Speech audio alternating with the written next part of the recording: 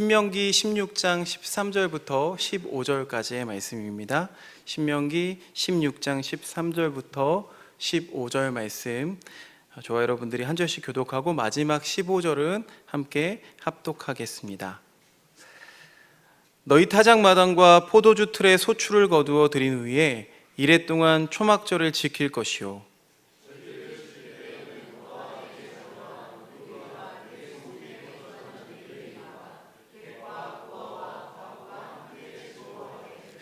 내 하나님 여호와께서 택하신 곳에서 너는 이레 동안 내 하나님 여호와 앞에서 절기를 지키고 내 하나님 여호와께서 내 모든 소출과 내 손으로 행한 모든 일에 복 주실 것이니 너는 온전히 즐거워할지니라. 아멘. 네, 오늘은 추수감사절입니다.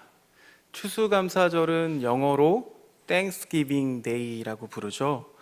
직역하면 Thanks, 감사를, Giving, 주는, Day, 날, 감사를 주는 날이라는 말입니다. 그런데 생각해보면 우리가 받은 게 있어야 감사를 줄 수 있지 않겠습니까? 받은 것도 없는데 감사하라뇨. 우리의 삶이 참 팍팍합니다. 우리가 몸담은 사회에는 여전히 해결되지 않은 일들이 겹겹이 쌓여 있습니다. 올 한 해 우리 교우들의 살림살이는 좀 나아지셨습니까? 멀리서 보면 행복해 보여도 속내는 저마다 다 다릅니다. 저마다 문제를 안고 삽니다. 그래서 감사가 때로는 사치로 느껴질 때도 많이 있습니다. 받기는커녕 잃은 게 많고 또 빼앗긴 게 많으면 감사하라라는 말이 폭력이 되기도 합니다. 그리스도인들에게 이 추수감사절은 앞에 이 추수라는 한자가 붙어 있어서 한 해 동안 하나님께서 받은 어떤 현실적인 축복에 감사하라는 절기로 이해되고 있는 것이 사실입니다. 그런 까닭에 받은 복이 없으면 이 감사절을 감사하며 지내기가 참 곤혹스럽습니다.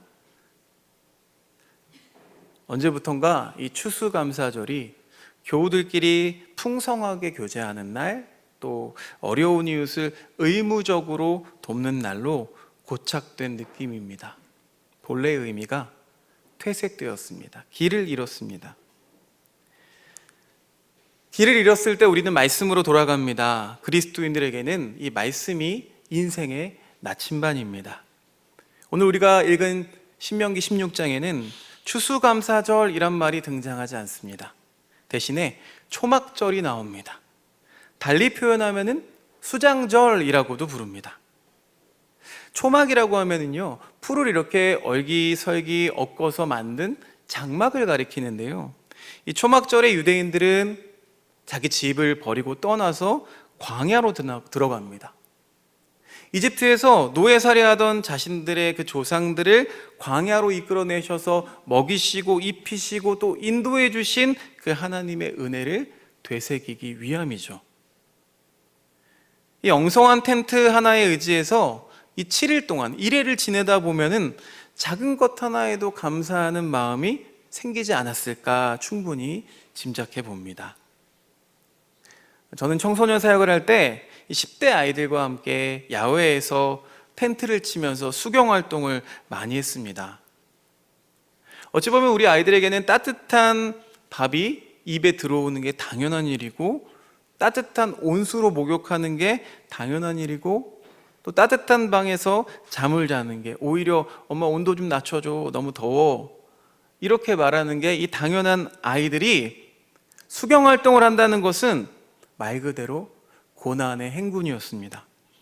아니나 다를까 캠프가 시작되고 얼마 지나지 않아 아이들의 입이 삐쭉 나오기 시작했습니다. 집 나가면 고생이라는 말이 아주 실감이 났겠죠. 그런데 시간이 지나면서 점차 아이들의 반응이 달라집니다. 자기들이 손수 지은 밥, 밥이 맛있겠어요? 설익은 밥이죠. 그 밥을 한 그릇만이 아니라 한 그릇 두 그릇을 뚝딱 비워냅니다. 짧은 휴식 시간에 감사해야 하고, 고양이 세수를 할 수밖에 없는데도 그 모습들을 서로 바라보면서 깔깔깔 웃습니다. 저희는 비박을 했거든요. 비박 텐트는 한 사람이 겨우 들어가서 누울 만한 아주 작은 텐트입니다. 얼굴은 밖으로 나와 있어요. 그런데도 잠도 잘 잡니다. 그러면서 그동안 도시에서는 보지 못했던 별들이 밤하늘을 수놓습니다. 그렇게 별들을 헤아리면서 아이들은 자신이 누렸던 그 당연한 것들에 감사하는 마음을 배웠습니다.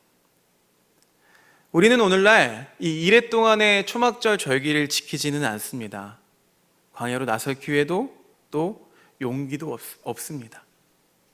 우리 손에 쥐고 있는 것들이 너무나 많다 보니까 어지간한 선물에는 잘 감동하지도 않습니다. 감사, 땡크, 그리고 생각, 띵크는 어간이 같습니다.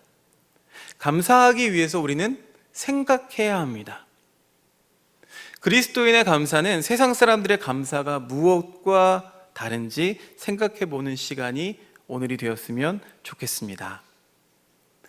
한국교회는요, 초기 선교 역사에서 미국 기독교의 영향을 참 많이 받았습니다. 그래서 추수감사절이 자연스럽게 도입됐습니다. 추수감사절의 유래는 여러분 예수님 믿어오신 분들이라면 익히 들어서 아실 것입니다. 1620년 메이플라워호를 타고 구대륙 유럽에서 대서양을 건너서 신대륙 미국에 도착한 청교도들이 그 이야기의 주인공이죠. 미국 동북부에 자리한 보스턴의 한 항구에 배가 도착했을 때, 그때는 지금과 같은 11월 중순이었습니다. 무사히 배에서 내린 이 사람들의 절반 이상이 그의 겨울을 나지 못하고 목숨을 잃었습니다. 참으로 이들에게는 이 겨울이 혹독한 겨울이었을 테죠. 낯선 땅에서 굶주림과 추위 또 질병을 견뎌내기란 여간 어려운 일이 아니었을 겁니다. 그렇게 절망에 빠진 이주민들에게 손을 내민 이들이 있었습니다. 그 땅에 원래 살고 있던 원주민, 아메리칸 네이티브인 완파노아그 부족이었습니다.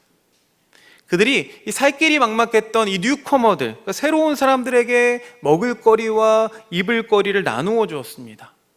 또 사냥법과 농사법도 가르쳐 주었습니다. 완파노아그 부족의 그 따뜻한 환대 덕분에 이 청교도들은 무사히 겨울을 보낼 수 있었고, 그 이듬해 드디어 첫 결실을 거두게 되었습니다. 그들의 첫 번째 추수감사절 현장으로 들어가 보겠습니다. 칠면조를 붓고 온갖 과일과 곡식으로 풍성한 만찬을 준비하고 화려한 옷을 차려입고 함께 모여 춤을 추는 그런 광경은 결코 아니었을 겁니다. 이들에게는 새 옷을 지어 입을 만한 여유가 없었습니다. 음식이라고는 옥수수로 만든 조촐한 빵이 전부였습니다. 그런데도 그들은 감사했습니다. 이들의 감사는 풍성한 수확에 대한 감사가 아닙니다. 간신히 죽지 않고 살아남은 데에 대한 처절한 감사였습니다. 나도 죽을 수 있었는데 그런 절망적인 상황을 외면하지 않고 제때에 도와준 고마운 이웃에 대한 감사였습니다. 하나님이 보내주신 수호천사나 다름이 없었죠. 이들에게 얼마나 감사한 일이었겠습니까? 이들의 감사는 감사와 동시에 눈물과 콧물이 범벅된 슬픔과 비탄의 감사였습니다. 먼 항해 끝에 먼저 떠난 사람들에 대한 슬픔이 차올랐습니다. 사랑하는 가족과 친구와 친지를 다시는 이 땅에서 만날 수 없다는 그 비탄이 그들의 마음을 무겁게 짓눌렀을 겁니다. 그럴수록 다시 한번 되뇌이며 그들의 목까지 잘 살아내야겠다라는 다짐이 또한 차올랐겠죠. 생명을 주시는 분도 하나님이시오, 거두시는 분도 하나님이시라는 그 단순한 깨달음에 가슴이 먹먹해졌을 것입니다. 여러분, 이렇게 아름다웠던 감사절이 오염되기 시작했습니다. 없어도 감사, 안 주셔도 감사, 이러나 저러나 하나님이 함께 하심을 믿기에 감사하는 그 믿음이 사라져 갔습니다. 우리의 눈은 존재에서 소유로 눈길이 쏠립니다. 무조건 감사에서 조건부 감사로 내용이 바뀌어 버렸습니다. 그러니까 현실의 풍요가 감사의 기준이 되어 버렸습니다. 오늘날 미국 추수감사절에서 예수의 흔적을 찾기란 쉽지 않습니다. 그저 하나의 문화로 자리 잡은 느낌이죠. 형식적으로 선물을 주고받는 날처럼 고착되어 버렸습니다. 마침 블랙 프라이데이 상술과 교묘하게 합쳐진 모습입니다. 추수감사절은 예부터 또 어느 민족이나 이 시간들을 지켜왔습니다. 우리 민족도 이 수확의 계절에는 한가위를 두어서 조상에게 차례를 지내고 이웃과 송편을 나누면서 잔치를 벌였습니다. 마을 문화가 거의 사라진 오늘날에도 그런 잔치 문화는 많이 사라졌긴 해도 여전히 한가위는 설날과 더불어서 우리 민족에게는 가장 큰 명절입니다. 그렇다면 민속 명절인 한가위가 있는데 왜 교회에서 따로 이 추수감사절을 지키는 걸까요? 하나님이 세상 모든 사람에게 거저 주시는 일반 은총에 대한 감사를 우리가 넘어서야 하기 때문에 그렇습니다. 우리는 이 땅에서 하나님의 자녀로 부름을 받은 특별 은총을 입은 자들입니다. 구별된 사람들입니다. 세상 사람들과는 다르게 감사해야 한다는 뜻입니다. 세상의 감사는 철저하게 give and take, 이것도 아닙니다. take and give, 이 논리를 가지고 있습니다. 받은 게 있어야 그제서야 감사를 되돌려 줍니다. 그런데 그것도 자기 마음에 들어야 감사합니다. 안 들면 소용이 없습니다. 하지만 하나님의 자녀는 달라야 합니다. 우리가 지난주 말씀에도 나눴지만 선지자 하박국 선지자의 고백을 함께 읽어보겠습니다. 하박국서 3장 17절에서 18절 말씀입니다. 시작. 비록 무화과 나무가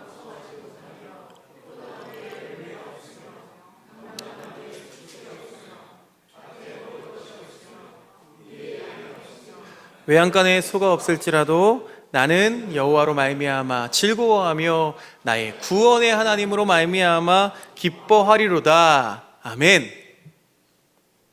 있어서 감사하는 게 아닙니다. 감사의 이유가 소유에 있지 아니합니다. 오직 하나님의 값없이 주시는 은혜, 그 깊은 사랑을 우리가 깨닫기 때문에 감사하는 것입니다. 강남역 10번 출구에 가보신 분이 계실 거예요. 그곳을 가면은요, 시외를 오가는 광역버스 정류장이 있습니다. 그래서 낮과 밤을 가리지 않고 사람들이 많습니다. 많은 인파와 또 비싼 땅값으로 알려진 이 공간이 사뭇 다른 의미를 지니게 된 사건이 하나 있었습니다. 2016년 5월 17일 어느 20대 여성이 인근 상가의 공중 화장실을 이용하다가 한 남성에 의해 칼에 찔려 죽는, 숨지는 비극이 일어났습니다. 그런데 조사해 보니까 원한이나 치정에 얽힌 살인이 아니었습니다.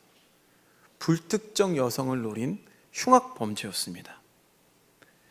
이 여성 혐오에 대해서 수많은 여성들이 분노했습니다. 마치 자기 일인 것처럼 함께 슬퍼하고 함께 연대했습니다. 그래서 강남역 10번 출구 그 자리에는 1000여 장이 넘는 포스트잇과 수백 송이의 국화꽃이 놓여 있었습니다. 나는 우연히 살아남았다. 이 구호를 자신들의 SNS에 해시태그하는 운동으로까지 번져갔습니다. 나는 우연히 살아남았다. 여러분, 이 문장이 어떻게 느껴지시나요? 이제 이 문장은 우리의 일상이 된 것 같습니다. 인재로 인한 사건, 사고가 끊이지 않습니다. 자연재해도 날로 심각해져 갑니다. 다석 유홍모 선생님이 인생은 하루살이라고 말씀하셨는데 정말 그런 것 같아요. 죽음과 재앙이 일상화된 그 시간 속에 우리가 던져졌습니다. 그래서 우연히 살아남았다라는 이 말에 고개를 끄덕이게 됩니다.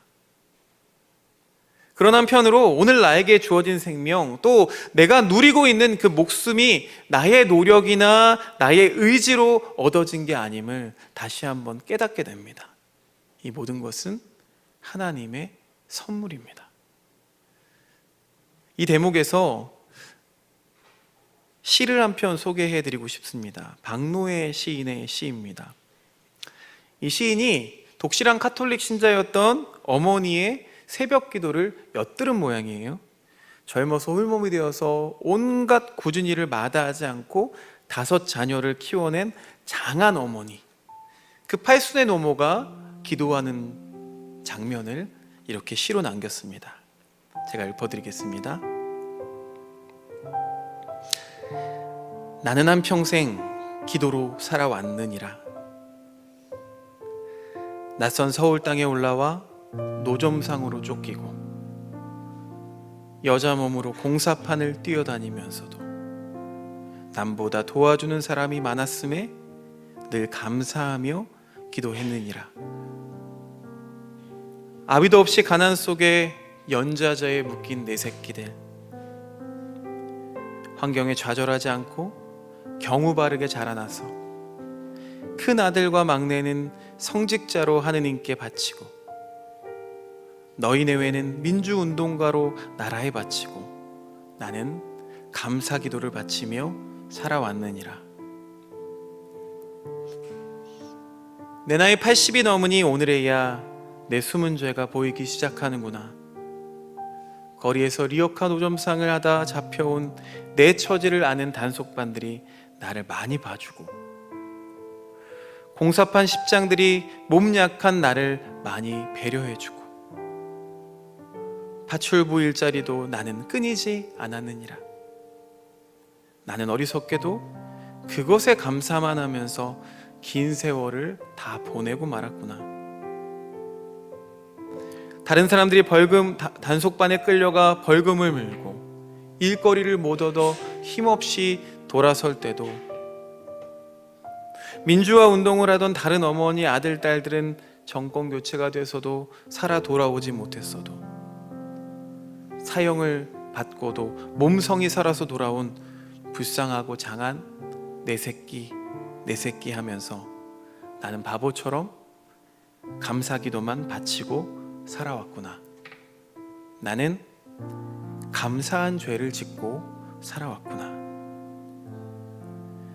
새벽녘 팔순 어머니가 흐느끼신다. 묵주를 손에 쥐고 흐느끼신다. 감사한 죄, 감사한 죄, 아, 감사한 죄. 박노해 시인의 감사한 죄라는 제목의 시입니다. 이 시를 통해서 시인은 그리스도인들의 위선과 교만을 질타합니다. 우리도 마찬가지가 아니던가요? 일이 잘 풀리면 예수님 잘 믿어서 복 받은 것만 같은 그런 착각이 듭니다. 스스로 의인이라고 여깁니다.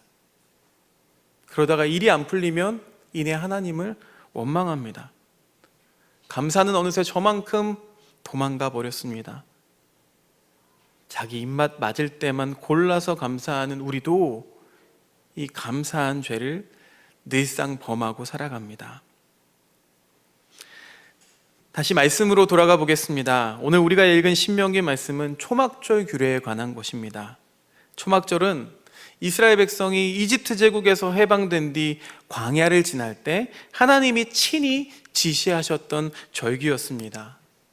모세가 시내산에서 2번째 십계명을 받고 내려와서 이 십계명을 보관할 성막을 지으라는 하나님의 뜻을 백성에게 알렸습니다. 금송아지를 숭배하는 아주 큰 죄를 범한 무리들이, 그 무리들을 하나님이 용서해 주신 사건입니다. 이 은혜에 감동한 백성들이 성막 지을 재료들을 가져오기 시작했습니다. 절대로 억지로 가져온 게 아니었습니다. 온 마음과 온 정성을 다 쏟아 부었습니다. 그렇게 모인 예물이 쓰고 남을 만큼 넘쳤다라고 성경은 기록하고 있습니다. 주님께서는 그 마음을 잊지 말라고 친히 제정하신 절기가 바로 초막절인 것입니다. 하나님께서는 바로 이날 성막 지을 재료를 모으던 날을 기념하면서 대대로 이 절기를 지키도록 명령하셨습니다. 그러니까 초막절은 죽을 수밖에 없는 죄인을 구원해 주신 그 하나님께 감사하는 뜻이 우선이 되어야 하는 것입니다. 나아가서 다시 산 몸으로 우리는 새롭게 성막을 지어야 합니다. 그 방법을 신명기는 이렇게 가르치고 있습니다. 오늘 읽은 말씀 14절 말씀입니다. 함께 읽어보겠습니다. 시작. 절기를 지킬 때에는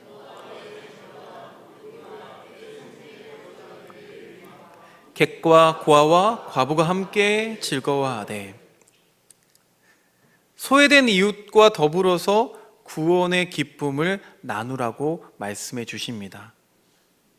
초막절이 마침 가을철 농작물을 수확하는 시기와 맞물려 있는 까닭에 고대 이스라엘 사람들은 이 농사의 신비를 더 깊이 이 절기를 통해서 체험했을 겁니다. 농사는 농부를 홀로 짓는 것 같지만 그렇지 않습니다. 농부가 애써서 수고해서 농작물을 얻는 과정이 농사의 다가 아닙니다. 하늘이 돕고 땅이 돕습니다. 또 새가 돕고 나비가 돕습니다.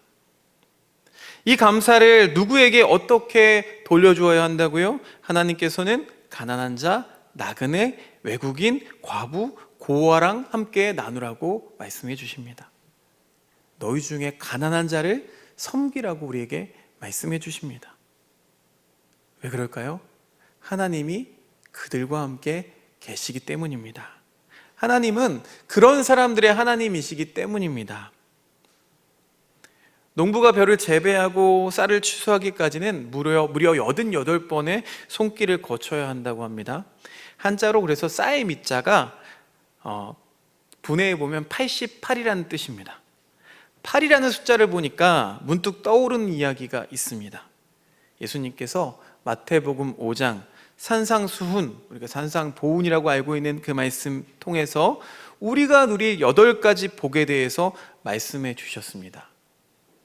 그런데 이 말씀을 하시기 전에 이 마태복음 4장 말씀을 보니까요, 각종 질병, 간질, 귀신 들린 자, 중풍병자들이 주님께 고침을 받아서 이들이 무리를 지어서 예수 그리스도를 따라왔다라는 기록이 나옵니다. 마태복음 4장 24절 말씀 함께 읽어보겠습니다. 시작. 그의 소문이 온 수리아에 퍼진지라.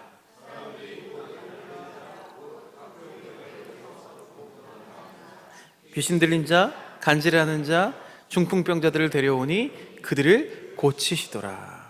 자, 이런 사람들을, 이 소외된 사람들을 모아놓으시고 찬양시 형식으로 감탄하면서 말씀하신 것이 바로 팔복이었습니다. 이 팔복의 내용을 보면 어떻습니까, 여러분? 세상 사람들은요, 그 팔복을 들으면 고개를 갸우뚱합니다. 그도 그럴 것이 가난한 자가 복이 있다뇨. 우리가 살아가는 시대는 가난을 죄악시하는 자본주의 시대입니다. 가난한 자는 저주받은 것처럼 취급하고 있습니다. 세상의 기준은 만사가 형통해야 감사합니다. 현실이 고단하고 고난이 끊이지 않으면 도무지 감사하지 못합니다. 하지만 그리스도인은 다릅니다. 그게 팔복선언에 담겨있는 새로운 삶, 우리 삶의 새로운 소프트웨어입니다. 로마서 8장 18절 말씀, 우리가 잘 아는 말씀인데 이런 말씀이 있습니다. 생각하건대 현재의 고난은 장차 우리에게 나타날 영광과 비교할 수 없도다. 아멘. 그래서 그리스도인은 고난 중에도 기뻐할 수 있습니다. 고난 중에도 감사할 수 있습니다. 현재의 고난은 장차 나타날 하나님의 영광과 비교할 수 없기 때문입니다. 사랑하는 행복을 나누는 하나교회 교우 여러분, 이런 종말론적 희망으로 감사하는 감사절이 되기를 주님의 이름으로 축원드립니다. 곳곳에 재난과 재앙이 널려있는 시대에 우리가 우연히 살아남은 게 아닙니다. 우리가 남보다 잘나서 혹은 남보다 신앙생활을 잘해서 그래서 살아있는 게 아닙니다. 이 모든 것은 하나님의 크신 선물입니다. 하나님께서 우리를 남겨놓으신 거예요. 우리 몸을 통해서 지어질 그 거룩한 성막을 기대하시면서 우리에게 날마다 은혜를 베풀어 주십니다. 그렇게 우리는 이 교회의 추수감사절을 하나님께 드릴 감사 드림절로 지켰으면 좋겠습니다. 또 이웃과 더불어서 정을 나누는 감사 나눔절로 지키기를 소망합니다. 그렇게 드리고 나눌 때에 하나님께서 우리와 함께 하심을 믿습니다. 하나님 감사합니다. 감사 드림, 감사 나눔절로 주님 앞에 나아갑니다. 하나님, 우리가 누려왔던 모든 것들이 감사이지만 우리는 우리 손에 쥐어진 것만 집착하면서 그것이 쥐어졌을 때, 많이 움켜쥐었을 때 감사할 줄 알았지만 그것이 다 사라지고 없을 때는 감사하지 못하는 어리석은 인생을 살아왔음을 고백합니다. 주님, 용서하여 주시옵소서. 다시 한번 이 추수감사절의 의미를 되새기면서 우리 삶에서 하나님이 나를 구원하셨음에 감사하며 우리가 인생을 살아갈 때에 주님이 거하시는 성막을 우리 안에 짓게 하여 주시옵소서. 그 모든 여정 가운데 함께 하실 주님을 찬양합니다. 예수 그리스도 이름으로 기도드리옵나이다. 아멘.